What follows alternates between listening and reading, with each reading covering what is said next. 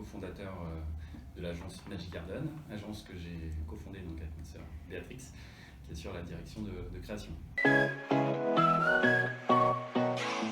Magic Garden a un historique, un ADN spécifique dans notre métier. On a débuté en étant producteur de spectacles, producteur d'événements musicaux, agent d'artistes et producteur de disques. Et on a été amené, dans le cadre de nos productions, à travailler avec des marques qui étaient sponsors de nos propres productions.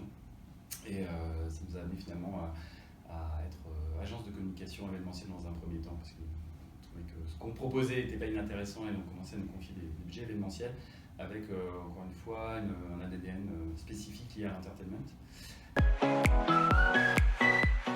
C'est vrai qu'on se définit comme une agence d'entertainment, c'est-à-dire qu'on considère qu'avec l'entertainment, en apportant du divertissement, on apporte une efficacité aussi dans les actions de communication de nos clients. Et donc ce qu'on essaye, c'est de conjuguer à la fois le sens et le plaisir, et en apportant du plaisir par l'entertainment, on est aussi au service du sens et de l'efficacité, que ce soit pour de la communication interne comme de la communication externe. Jean Carzero, fondateur de la société donc CISP. CISP qui est un cabinet de conseil en sécurité spécialisé dans l'événementiel. Nous on propose 4 services, dont un innovant dont on parlera tout à l'heure, donc le Smart Security Event, qui est un logiciel d'automatisation d'outils de sécurité. Mais à côté de ça, nos origines sont bien sur 3 activités. Donc le conseil, ça peut aller de la création de procédures, d'audits, d'une méthode de formalisation. On peut aller sur une activité d'ingénierie. Donc ingénierie, c'est toute la phase de préparation à l'événement. Donc on a une méthode bien spécifique CISP.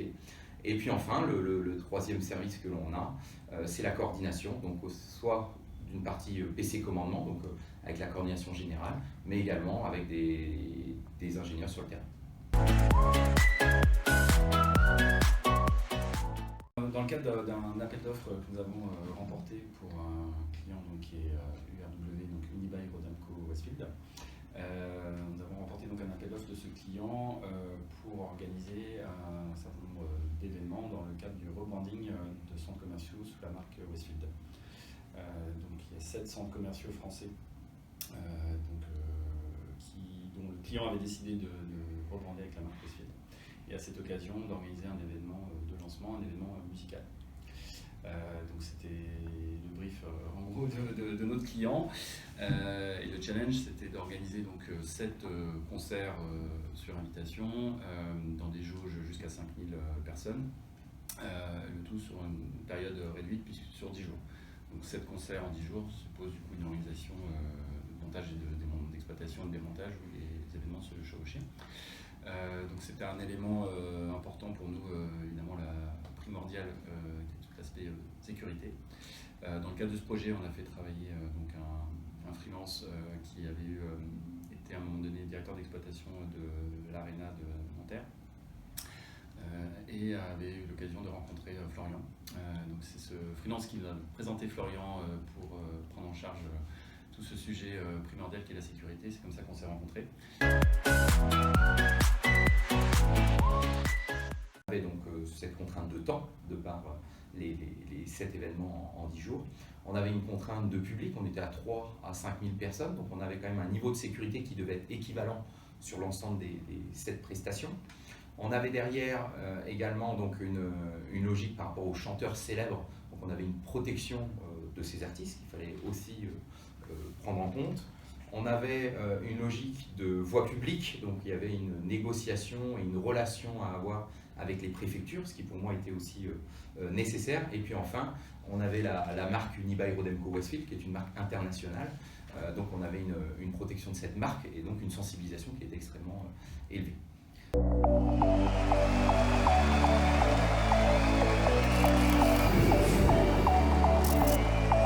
It's so exciting to be here. I love Paris. Voici Mr. John Legend.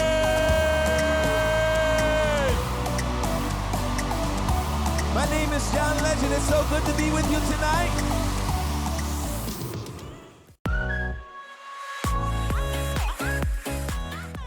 Ce qui est important ces projets, justement, c'est de faire ce que l'on fait souvent, une cartographie des parties prenantes, pour ne pas oublier un interlocuteur déjà dans la danse, et en plus pour savoir quelle relation on a avec lui, soit une relation contractuelle, soit une relation légale, soit une relation réglementaire.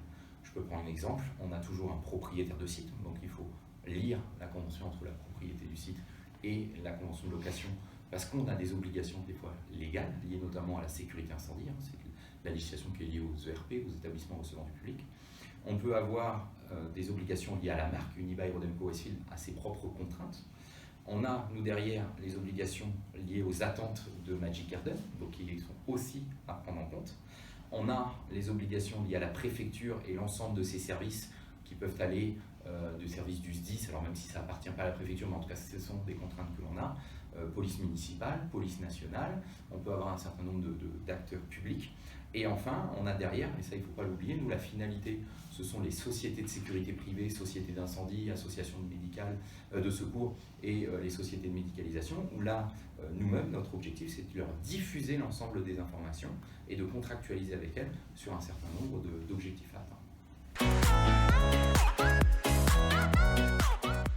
Notre objectif chez CISP, c'était vraiment de pouvoir se décharger un maximum de cette phase de préparation, donc par une méthode. On a travaillé la modélisation et la sécurisation du site sur une page blanche initialement, et après seulement, on a adapté sur chacun des sites. Le fait de travailler sur toute cette méthode, en fait, on a abattu 90% du travail. Ce qui nous a permis derrière d'être plutôt serein, je trouve, en tout cas, sur les 10% restants, d'imprévus d'un côté, de transmission aux prestataires, donc aux partenaires qui étaient les sociétés. Donc on a pu prendre du temps avec eux, faire des visites sur site, vérifier qu'elles étaient bien en bonne adéquation avec nos attentes. Également le jour J, vu que 90% du travail avait été fait, on a pu travailler sur des aspects de logistique entre sites, de herméticité du site, de réagencement par exemple d'un contrôle d'accès, parce qu'on s'est rendu compte qu'à la Défense, on n'était peut-être pas parfait sur les plans, donc on a pris le temps de réagencer, ou quand bien même par exemple sur le Forum des Halles, c'était le ratissage, que l'on appelle, c'était vider le public si je puis dire, pour après rendre hermétique la zone. Donc, toutes ces phases-là se sont faites plutôt sereinement parce qu'on avait réalisé 90% du travail et on n'était pas sur des choses basiques à gérer le jour J, mais plutôt sur des choses d'imprévues.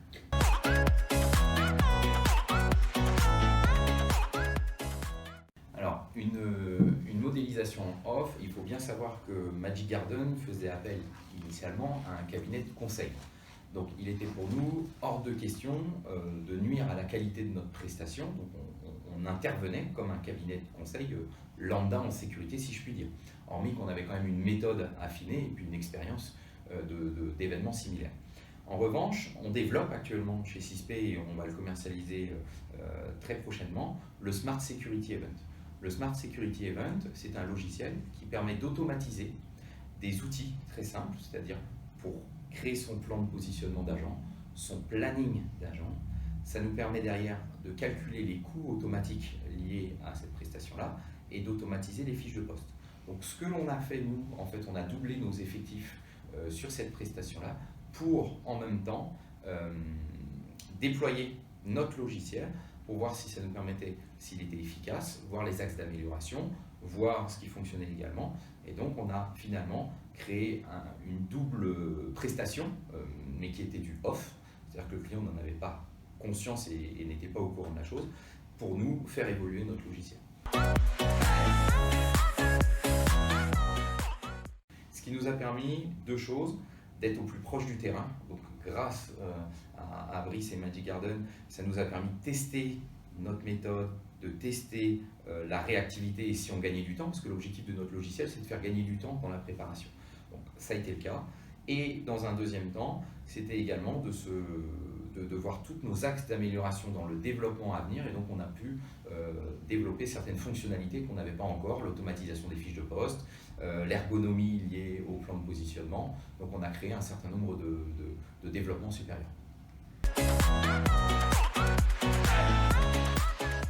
Alors pourquoi c'est du off aussi?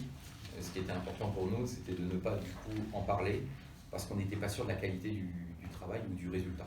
Et peut-être que d'ailleurs, on aurait peut-être signifié à l'issue de cet événement-là l'abandon de notre projet si en tout cas on ne l'avait pas trouvé efficace. parce que l'objectif c'est de nous donner un coup de main nous en interne de nos équipes, mais si ça donne un coup de main à nos équipes en interne, demain ça peut être dupliqué à un organisateur d'événements ou à un gestionnaire de site.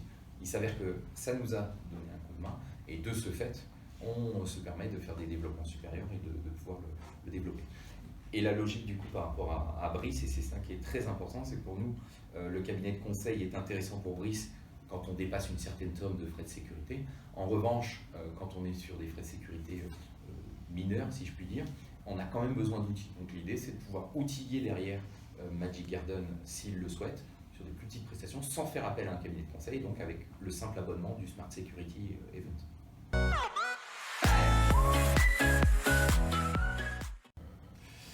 Un succès de collaboration, un succès pour le client, un succès de satisfaction de la part du client qui était très heureux de la collaboration, très heureux de la façon dont s'étaient déroulés les 7 événements.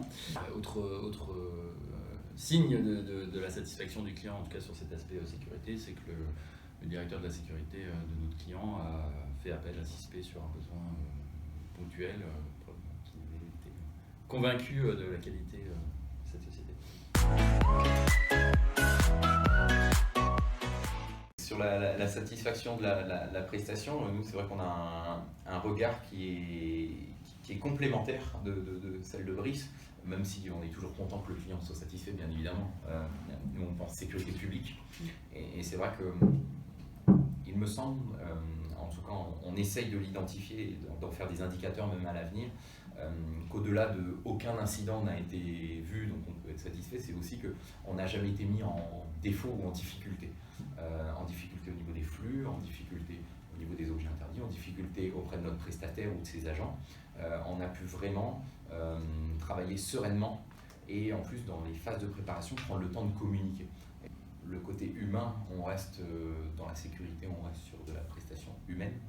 Et donc le logiciel n'est pas là pour remplacer l'humain, encore moins, mais par contre pour gagner du temps de préparation et pour pouvoir mieux s'occuper de l'humain.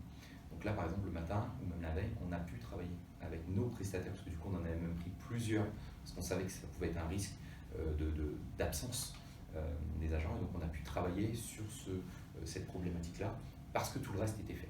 Et donc le logiciel n'est pas, vraiment j'insiste, un remplacement de quelque chose, c'est plutôt de formaliser, de modéliser pour gagner du temps, et le gain de temps pour le directeur sécurité ou pour nous-mêmes, nos ingénieurs, on peut le passer sur d'autres choses plus précises. Pour les conseils auprès de start-up, j'en vois 2. Alors, l'apport du terrain.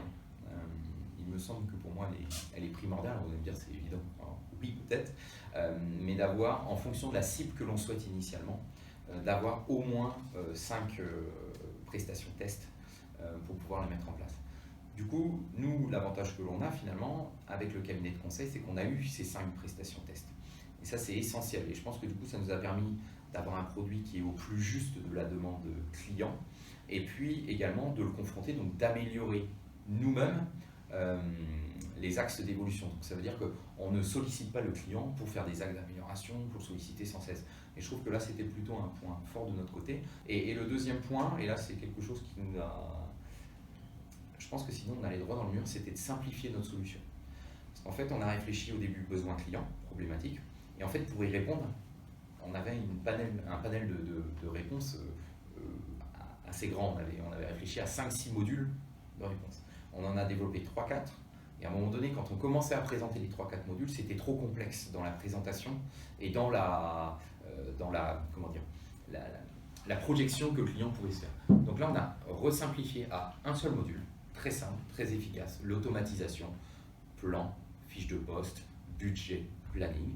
Finalement, un client actuellement, il utilise son PowerPoint d'un côté, son fichier Excel de l'autre, ses fiches de Word, de poste par Word. Et bien là, on a automatisé. C'est très simple, ça nous permet de pénétrer le marché. Et derrière, on pourra bien évidemment l'aider à développer des modules supérieurs.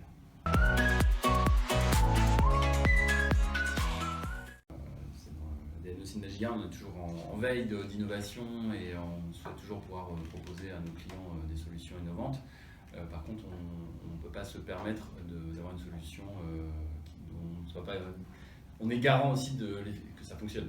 Et donc forcément, quelque chose d'innovant, et il peut y avoir de l'autre côté, en négatif, le risque que ça ne fonctionne pas.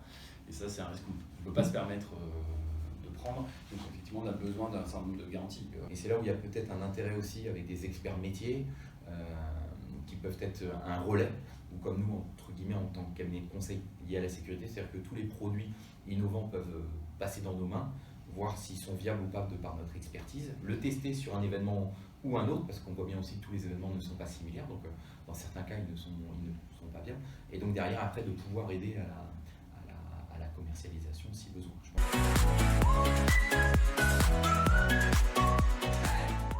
Au niveau du logiciel, donc là on a eu la chance de le tester en temps réel par rapport à des concerts, mais au-delà de ça, c'est surtout aussi par rapport à un client qui est une agence de communication, d'organisation d'événements. Donc pour nous, c'était aussi important, parce que pour voir si le produit peut être adapté à ce type de client. Et grâce à notre incubation au French Event Booster, on a pu également toucher un certain nombre de gestionnaires de sites, donc aussi bien Parc Expo, Palais des Congrès, aussi bien stade et arena, et salles de spectacle.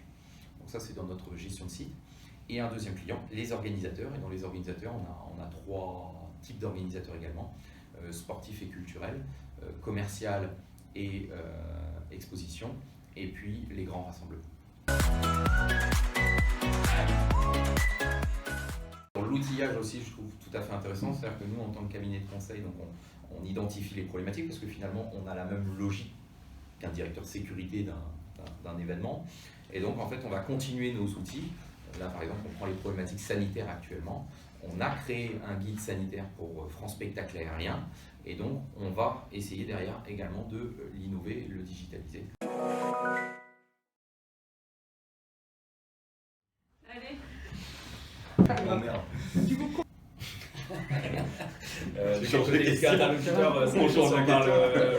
Comment êtes-vous intervenu? Ouais. Parce que l'interlocuteur, je ne l'ai pas présenté. Et faire en sorte qu'un grand